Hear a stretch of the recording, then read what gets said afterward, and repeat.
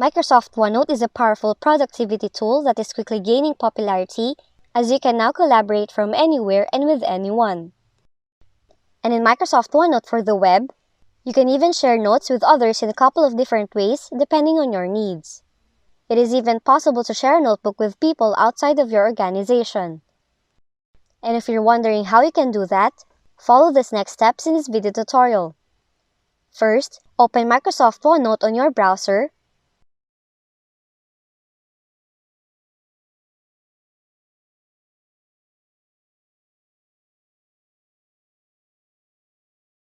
and then open the notebook you're working on.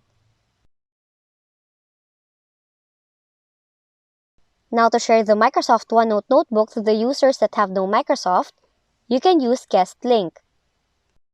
Click on Share. On the window that appears, click Copy Link, and then choose Anyone in the Who Would You Like This Link to Work For option. After that, click Apply, and then copy the link to the users you want to share. The users will now be able to open the notebook in browser, and they don't need to sign in. If you found this video helpful, kindly like and subscribe.